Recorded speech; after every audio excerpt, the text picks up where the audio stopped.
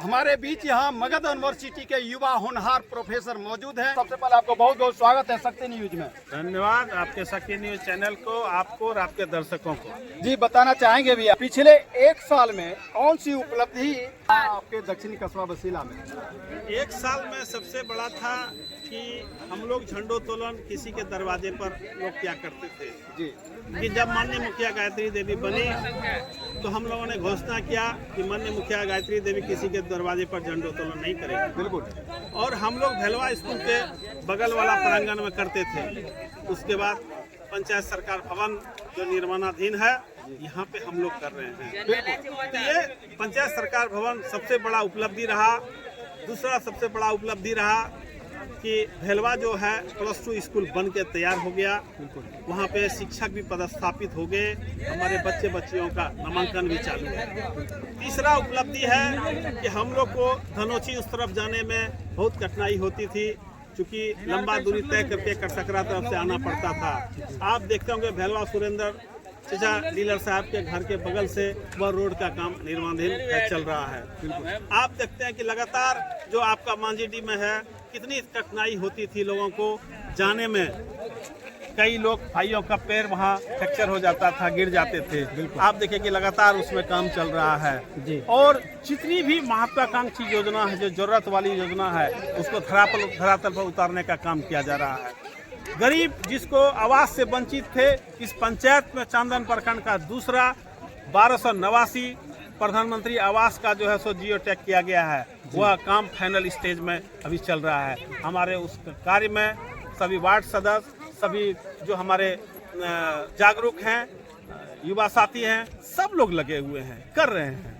हम कहते हैं कि कहीं कोई दिक्कत हो, कोई परेशानी हो, आप हमको बताइए। और उस क्रम में हमारे रोजगार सेवक, पंचायत सचिव, सारे लोग मदद कर रहे हैं।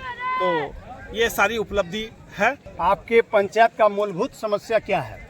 मूलभूत समस्या अभी जो बाकी रह गई है, वह समस्या है स्वास्थ्य के क्षेत्र में जी।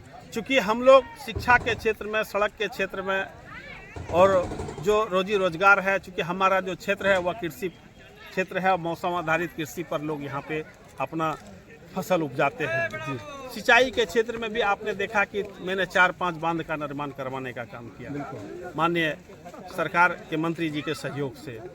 अब मेरा प्रयास है कि हमारे क्षेत्र में चिकित्सा व्यवस्था सुदृढ़ हो। उस क्रम में खिजुरिया में और पहाड़पुर के जो भेलवा है, सटा हुआ महेंद्र जी के यादव घर के बगल में, उसमें जो है सो स्वास्थ्य उपकेंद्र का निर्माण अविलंब कराया जाएगा। वह सारा प्रक्रिया सरकार के पास प्रक्रिया थी। ये सबसे बड़ी समस्या है, उस ओर हम लोग प्रयास कर रहे हैं। महिलाओं के लिए क्या आपके पंचायत में क्या कुछ उसके लिए व्यवस्था कुछ कर रहे हैं? क्योंकि हर चुनाव में ये देखा जाता है महिला सुरक्षा आवाज तो उठती है, परंतु चुनाव के बाद ज्यों का त्यों रह जाता है। इस पर आपका क्या विचार होगा? सबसे पहले है कि जब हम लोग शिक्षित होंगे तो अपने अधिकार को जानेंगे, अपने कर्तव्य को जानेंगे। हमारी बच्चियां आज से बहुत आगे बढ़ रही है। बच्चियां को सारा प्रोत्साहन योजनाओं का लाभ मिल रहा है। बच्चियां शिक्षित भी हो रहे हैं, मैट्रिक कर रहे हैं, इंटर कर रहे हैं और अपने अधिकार को, अपने कर्तव्य को जान रहे हैं।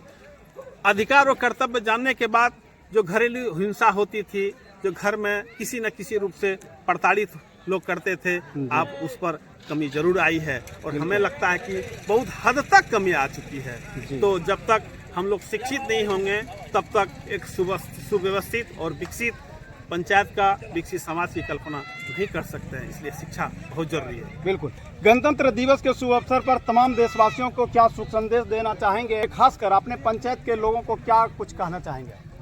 गणतंत्र दिवस के शुभ अवसर पर आज हम लोग आज़ाद हिंदुस्तान का 77वां गणतंत्र दिवस मना रहे हैं। मैं सभी से हाथ जोड़कर निवेदन करते हैं कि अमन, चैन, भाईचारा और सौहार्दपूर्ण रह करके अपने समाज में मिलजुल के रहिए और समाज में एकता बना रहे। मैं यही शुभकामना देना चाहता हूँ। चलिए, बहुत बहुत धन्यवाद भैया। तो ये थे डॉक्टर मुकेश कुमार, जो कि लगातार पंचायत के विकास में अपना अहम भूमिका निभा रहे हैं। शिक्षा के क्षेत्र में अलग जगा रहे हैं, लेकिन शिक्षा के क्षेत्र में अलग जगाने के बावजूद भी अपने पंचायत में सर्वांगीण विकास के लिए तत्पर हैं। इनका कहना है कि जब हमारे समाज का लोग शिक्षित होंगे तो हमारी देश की समस्या हल होगी। क्योंकि शिक्षा के बिना मानव का अधूरी ज्ञान है, शिक्षा के बिना मानव का जीवन अधूरा है। इसलिए शिक्षा सबसे बड़ा हथियार है और प्रत्येक लोगों को शिक्षा ग्रहण करनी चाहिए। शिक्षा से ही सब कुछ समाधान हो सकता है। तो चलिए इस संदर्भ में आप लोग क्या कुछ कहते हैं, मिलते हैं नेक्स्ट वीडियो में। तब तक के लिए बहुत बहुत धन्यवाद। आभार।